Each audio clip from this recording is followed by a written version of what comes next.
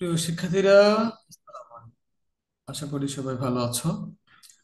আমি এর আগে ক্লাসটাতে আলাপ করেছিলাম হচ্ছে গিয়ে 2025 সালের কোয়েশ্চেন নাম্বার 7। আমি 2025 সালে যশোর বোর্ডের কোয়েশ্চেন 7 ছিল হচ্ছে আমাদের সেন্টেন্স কানেক্টরস। আজকে আলাপ করতে যাচ্ছি আমরা সিনোনিম অ্যান্টোনিম নিয়ে। এটা ইন্টারেস্টিং একটা কাহিনী হচ্ছে যে সিনোনিম অ্যান্টোনিমের যে প্যাসেজটা দেওয়া থাকে, আমার মনে হয় না কোন স্টুডেন্ট পড়ে এটা।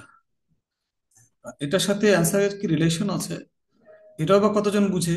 It's a big question for me. Anyway, তারপরও একটা প্রশ্ন দেওয়ার জন্য দিলাম। তোমরা কারো কারো পড়তে মন চাইলে আমি করে দিচ্ছি, ভিডিওটা স্টপ করে করে পড়ে নিয়ে প্রশ্নটা, বা এতেও দিয়ে দিব আমি ডেসক্রিপশনে।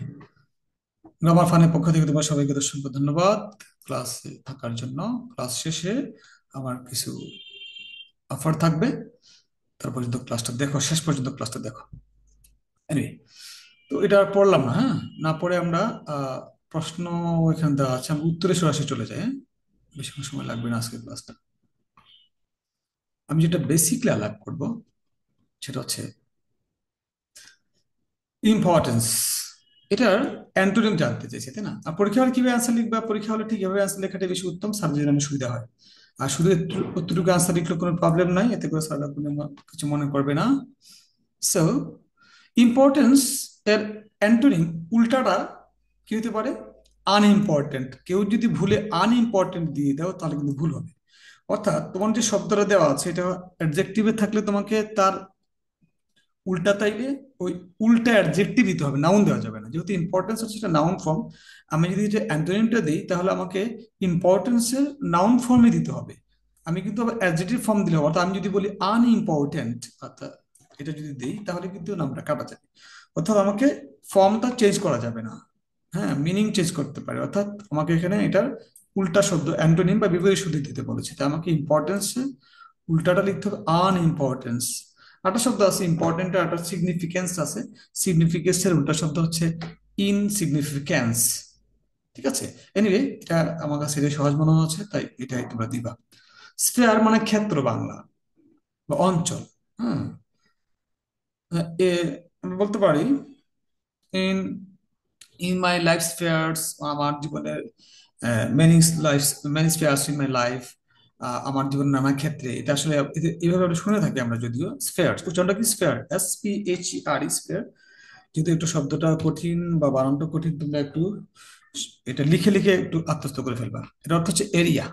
ওকে, তো শুধু এরিয়া বললে হবে, ফিল্ড বললে হবে, ডোমেইন বললে হবে। খুবই স্মার্ট ওয়ার্ড, কিন্তু এই স্মার্ট ওয়ার্ডের জন্য কোনো আলাদা নাম্বার আমাদের নাই। সো আমরা সেফ থাকার জন্য আমরা শুধু এরিয়াটা ইউজ করব। তারপর চলে আসি ডমিনেট, মানে কারো উপরে প্রভাব বিস্তার করা, তাই না? তাহলে এটা কি করতে বলেছে? এটা সিনোনিম। সিনোনিম তারা এটা সমার্থক কিছু প্রভাব বিস্তার করা, আমরা কন্ট্রোল মানে নিয়ন্ত্রণ করা। এই মুহূর্তে আমার কাছে আর কোনো শব্দ আমি পাচ্ছি না। তাহলে আমরা বলতে পারি ডোমেইন, ডোমিনেট। হ্যাঁ, এটা কিন্তু কন্ট্রোল কিন্তু নাউনও হয়, কন্ট্রোল কিন্তু ভার্বও হয়। ঠিক আছে? আর ডোমিনেট কিন্তু ইটসেলফ এটা হচ্ছে একটা ভার্ব। সো আমরা ভার্বই দিলাম কন্ট্রোল, মানে নিয়ন্ত্রণ করা কাউকে। হ্যাঁ, আরো সহজ ওয়ার্ড চালিয়ে দিতে পারো। আমি যেটা বলতে চাচ্ছি, সাধারণত অ্যান্টোনিম সিনোনিমের উপরে কোনো ধরনের ভিডিও খুব কমই হওয়ার কথা। আমি মূলত বলতে চাচ্ছি কিন্তু গ্রামাটিক্যাল ইনসিনসিয়ারিটির কারণে তোমার নাম্বারটা যেন না কেটে যায়। কনফাইন্ড মানে পরিবেষ্টিত, যদি অ্যাডজেক্টিভ খেয়াল করছো, পরিবেষ্টিত চারদিক দিয়ে ঘেরা করা। হ্যাঁ, মানে এটা রেস্ট্রিক্টেড, রেস্ট্রিকশন। কনফাইন, কনফাইন হচ্ছে নাউন ভার্ব, কনফাইন্ড হচ্ছে এটার ভিতরি হয়ে এটা অ্যাডজেক্টিভ হয়ে গিয়েছে। অনুভব রেস্ট্রিক্ট, এই শব্দটা থেকে রেস্ট্রিক্টেড শব্দটা আসে। কেউ যদি শুধু রেস্ট্রিক্ট দিয়ে ফেলে তাহলে কিন্তু ভুল হয়ে যাবে। এই কারণে হবে এটা রেস্ট্রিক্টেড। একটু টাফ আছে। Anyway, ওয়াল মানে দেয়াল, আমরা জানি দেয়াল তো বাসার দেয়াল আমরা জানি। সিনোনিম, তুমি দেয়ালের সিনোনিম তুমি কি দিতে পারো? ব্রিক্স দিবা? ব্রিক্স হইতে পারে, কিন্তু এখানে হবে না। দেয়াল হচ্ছে একটা বাধা, মনে হচ্ছে বাধা। তো বাধা মানে ব্যারিয়ার হয়। তো বাধা যদি ব্যারিয়ার হয়, আমার মনে হচ্ছে প্রবলেমস দিলেও ভুল হবে না, ইস্যুস দিলেও সমস্যা হবে না। ইস্যুস কেন খেয়াল, একটা জিনিস খেয়াল করে, এখানে কিন্তু ওয়ালস দেওয়া আছে। যদি কেউ শুধু ব্যারিয়ার ব্যারিয়ার লিখো তাও কিন্তু ভুল হয়ে যাবে। ভেরি ইন্টারেস্টিং কেস কিন্তু। ঠিক আছে? আবার যদি প্রবলেমের জায়গায় শুধু প্রবলেম, মানে প্রবলেমস এর জায়গায় শুধু প্রবলেম লিখো তাও কিন্তু ভুল হবে। অর্থাৎ আমাদের খেয়াল করতে হবে, এটা যদি আমাদের সিঙ্গুলার থাকে, এটা ওইটা আমাদের যে ওয়ার্ডটা লিখতে যাবো সিনোনিম অ্যান্টোনিম, এটাও কিন্তু সিঙ্গুলার হতে হবে। কিন্তু ওয়ালস আমাদের প্লুরাল। সো আমাদেরকেও একটু প্লুরাল ওয়ার্ড ইউজ করতে হবে, যেমন ব্যারিয়ার, প্রবলেমস, ইস্যুস। হাউস মানে বাসা, সিনোনিম আমরা হোমও বলতে পারি। আমি যেটা রেসিডেন্স হিসেবে আমরা জানি বলতে পারি, কোয়ার্টারে বলতে পারি, আর কলোনিও বলতে পারি। আমার কাছে বেস্ট অপশন মনে হচ্ছে হাউস। আমরা হোমই দিই নাকি? হ্যাঁ, ভেজালে গেলাম না। এডুকেশন মানে শিক্ষা, তাই না? তো এটার অ্যান্টোনি মূলটাতে কি হতে পারে? এডুকেশন মানে যদি কেউ আনএডুকেটেড দিয়ে দেয় তাহলে কিন্তু হবে অশিক্ষিত। এখানে তো এডুকেশন মানে শিক্ষা, শিক্ষার উল্টাটা কি হতে পারে? আনএডুকেশন, এই শব্দ আমি শুনি নাই, আমার কাছে মনে হচ্ছে না আমি শুনছি।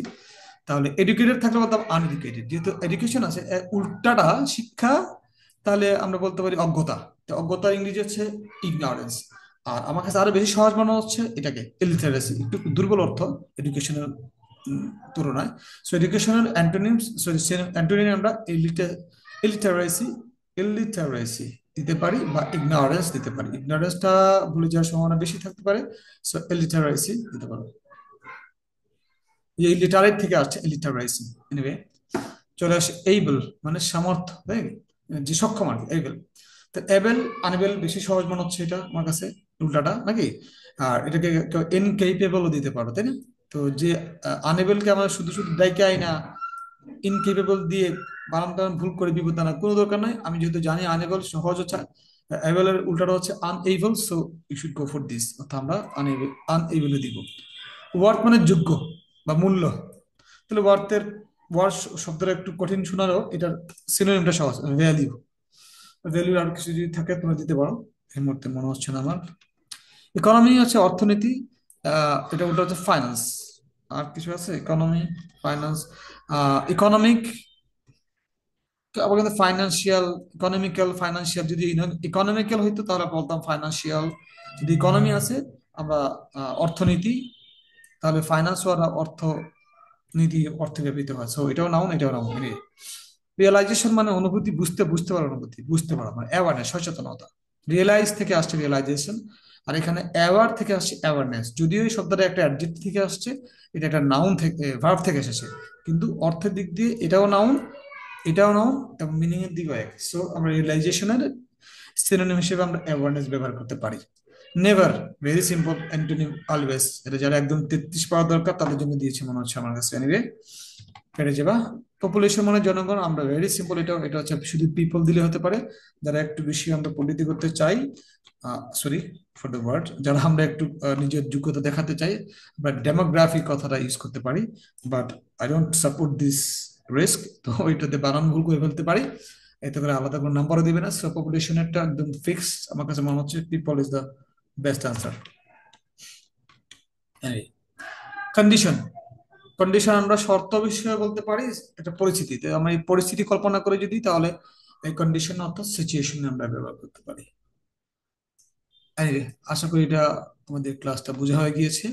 আমার যে নোটিশটা ছিল, যে আমার একটা ফ্রি ক্লাস নাম হচ্ছে নো ফেল ইংলিশ,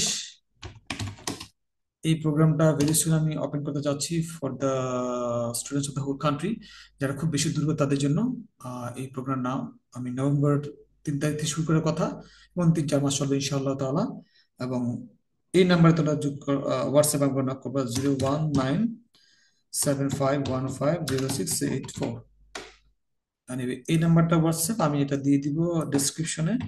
তো তোমরা যোগাযোগ করতে পারো ফ্রি ক্লাস করার জন্য। স্পেশালি যারা বেশি দুর্বল তাদের জন্য এই ক্লাসটা বেশি উপকারী হবে আই গেস। এবং ভেঙে ভেঙে বলবো, আমাদের দেশে অনেক টিচার, অনেক বাচ্চারা টিচারদের কাছে গিয়েও বেসিকলি তাদের ভাষা বুঝতে পারে না। তাদের কোনো দোষ না, শুধু আমি শিক্ষকদের কোনো দোষ না, হয়তো বা ছোটবেলা থেকে ইংলিশে বেশি গুরুত্ব দিতে না পারার কারণে বা সময় দিতে না পারার কারণে হয়তো বা তাদের এই সমস্যা, বিপত্তিটা হতে পারে। তাদের জন্য বেসিকলি নোফেল ইংলিশটা খুবই সহজ একটা কাজ হবে। কারণ এখানে ভেঙে ভেঙে একদম বলা যেতে পারে যে ক্লাস 1 লেভেলের স্কেল থেকে আমি পড়াবো। এবং এটার টার্গেট হবে নো ফেল, মানে ইংলিশে কেউই ফেল করবে না যদি কেউ এই কোর্সটার সাথে শুরু থেকে শেষ পর্যন্ত থাকতে পারে। থ্যাংক ইউ ভেরি মাচ আমার সাথে এতক্ষণ থাকার জন্য। পরবর্তী ক্লাসটা হবে পাংচুয়েশনের উপরে। তোমরা সবাই আশা করি ক্লাসটাতে যোগ দিবে, এবং যারা একটু বেশি দুর্বল আছে তোমাদের বন্ধু বান্ধবীরা, তাদেরকে বলবো আমার এই চ্যানেলে অ্যাড হয়ে যেতে বা এটা শেয়ার করবা। আই হোপ তোমরা you'll support me in this way. Thank you very much.